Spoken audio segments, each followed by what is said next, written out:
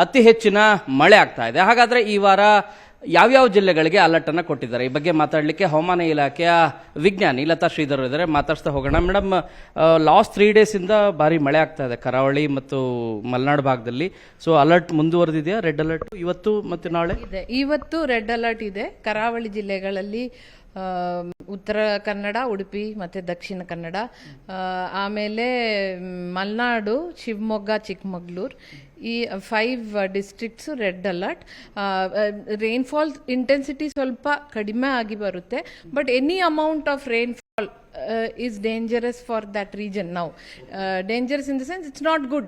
So landslides ಆಗೋ ಸಾಧ್ಯತೆ ಇದೆ, ಸಾಯಿಲ್ ಎಲ್ಲ ಲೂಸ್ ಆಗಿ ಬರುತ್ತೆ ಅಲ್ವಾ. Too much of rain happening, continuous ಮಳೆ ಬರುತ್ತೆ. ಅದಕ್ಕೋಸ್ಕರ there are landslides and ಗಾಳಿಯೂ ಇದೆ. Today we have given this wind, sustained wind warnings also, like 40 to 50 to 60 kilometer per hour for elevated places, idu high altitude like Malnadu, even for Bangalore, Mysore and Kolar, these places. Yellow alert for these 3 districts, but sustained winds is likely to cross even 50 kmph. ಈ ವಾರ ಯಾವ್ಯಾವ ಜಿಲ್ಲೆಗಳಿಗೆ alert ಇದೆ ma'am? Continue ಇರುತ್ತಾ? ಈ ವಾರ continue ಇಲ್ಲ, 3 days. Tomorrow onwards orange alert only ಕರಾವಳಿ ಜಿಲ್ಲೆಗೂ ಮತ್ತೆ ಮಲೆನಾಡು. Thereafter yellow alert for ಕರಾವಳಿ ಜಿಲ್ಲಾ, orange alert for next 2 days also. ಇವತ್ತು red alert. even though intensity reduces, the impact will remain. Impact irutte, landslides ಆ ಥರ impact, low lying areas, flooding ಆ ಥರ impacts irutte. So and intensity is also not like expected. So red alert is given for coastal as well as for guard districts. Madam, ಈಗ ನೀವು ಹೇಳ್ತಾ ಇದ್ರಿ 3 ದಿನ ಆದ್ಮೇಲೆ ಮಳೆ ಪೂರ್ತಿ ಕಡಿಮೆ ಆಗ್ಬಿಡುತ್ತಾ, ಹೇಗೆ ಸ್ಟಾಪ್ ಆಗ್ಬಿಡುತ್ತಾ? ಹೇಗೆ ಸ್ಟಾಪ್ ಆಗಲ್ಲ. ದಿಸ್ ಇಸ್ ಮಳೆ ಸೀಸನ್, ಮುಂಗಾರು ಸೀಸನ್, ಬಟ್ ಕಡಿಮೆ ಆಗುತ್ತೆ. Like it will be considerably reduction in rainfall activity. But ಹಗುರದಿಂದ ಸಾಧಾರಣ ಮಳೆ ಎಕ್ಸ್ಪೆಕ್ಟೆಡ್. ಏನು ಯಾವ ಥರ ವಾರ್ನಿಂಗ್ಸ್ ಇಲ್ಲ ಆಫ್ಟರ್ 3 days. ಅಲ್ಲ, ದಕ್ಷಿಣ ಒಳನಾಡು, ಉತ್ತರ ಒಳನಾಡು, ಎಸ್ಪೆಷಲಿ ಬೆಂಗಳೂರಲ್ಲಿ ಏನಾದರೂ ಅಲರ್ಟ್ ಇದೆಯಾ ಈ ವಾರದಲ್ಲಿ? ಇಲ್ಲ ಸರ್, ಯೆಲ್ಲೋ ಅಲರ್ಟೇ for today, especially for sustained winds as I told you. But rainfall intensity warnings nothing, light to moderate rain only. ತಾವು ಲ್ಯಾಂಡ್ ಸ್ಲೈಡ್ ಬಗ್ಗೆ ಹೇಳ್ತಾ ಇದ್ರಿ ಮೇಡಮ್. ಈಗ ಮಳೆ ಪ್ರಮಾಣ ಕಡಿಮೆ ಇದೆ, ತುಂಬ ಕಡಿಮೆ ಆಗ್ತದೆ, ಅಂದರೆ ನಾಳೆಯಿಂದ ಕಡಿಮೆ ಆಗುತ್ತೆ ಅಂತ ಹೇಳ್ತೀರಿ. ಒಂದಷ್ಟು ಮಳೆ ಬಂದ್ರೂ ಮತ್ತೆ ಲ್ಯಾಂಡ್ ಸ್ಲೈಡ್ ಆಗುತ್ತಾ? ಲ್ಯಾಂಡ್ ಸ್ಲೈಡ್ ಆಗೋ ಚಾನ್ಸಸ್ ಇದೆಯಾ?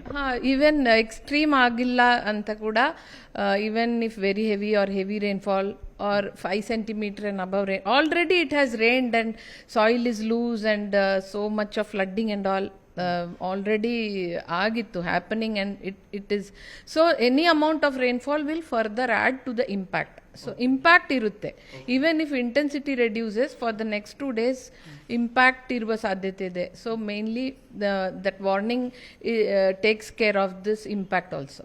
ಮತ್ತೆ ಯಾವಾಗ ಮಳೆ ಶುರುವಾಗುತ್ತೆ ಮೇಡಮ್? ಅಂದ್ರೆ ಒಂದಷ್ಟು ಚೆನ್ನಾಗಿ ಈಗ ಗುಜರಾತ್ ಕಡೆಗೆ ಮೂವ್ ಆಗ್ತದೆ ಅಂತ. ಇನ್ ನೆಕ್ಸ್ಟ್ 24 hours ಒಂದು now there is a this thing upper air cyclonic circulation extending up to 7.6 kilometers from the surface. So ಅದು ನಾಳೆ in next 24 hours ಒಳಗಡೆ ವಾಯುಭಾರ ಕುಸಿತ ಆಗಿ ಫಾರ್ಮ್ ಆಗೋ ಸಾಧ್ಯತೆ ಇದೆ.